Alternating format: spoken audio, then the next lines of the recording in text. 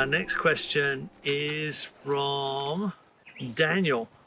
I seem to be getting confused about the characteristics of what exactly an element and function actually is. Can you explain further? Well, an element is a component of a design. This tap is an element. It's a component, and its function is to bring gravity water about 20 meters downhill from one of our dams that we put in. Now, the dam itself is a component. It's a storage of water, but the pipe that brings it is a component, and it's bringing it to this position where we have a kitchen garden component. Now, its function is to grow food, a great diversity of food.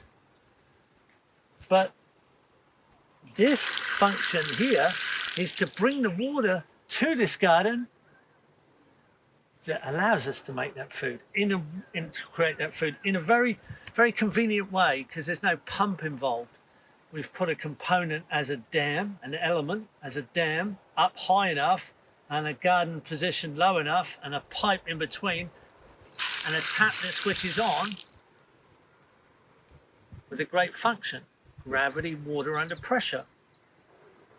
Now, lower down in our system and around our system, we have cattle troughs. We've been using this one to soak cardboard. But this cattle trough is a component, and it's made out of recycled plastic. They're kind of neat. And inside here, there's a float valve. And that float valve goes up and down. And when it goes down, water comes out when the pressure hose is connected and fills it.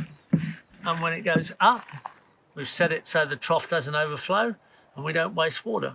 Now that's an automated, just like in your toilet actually, a float valve. And that's a component, because if you're going to have animals, you've got to have water. They won't work without water. You're definitely in a big trouble if you haven't got water for your larger animals or smaller animals, any animals. So this is set up to come off that same gravity water.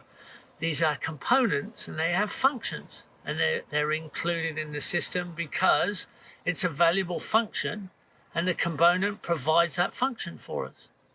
I can't look anywhere without seeing the combination together. They're everywhere around me. So, I have, here we have lots of papayas behind me. Most of them are females which have fruit, but I have one here that's a male because I want one male. I don't need many males. They're not much good. Very, very female place, the farmyard. Not many males, lots of females. The males have to be good ones. This pollinates the females, so our papayas have fertile seed that we can grow extra papayas from. Now it's got a function, although it doesn't fruit much. There is some fruit on a male papaya, but not much, not like female.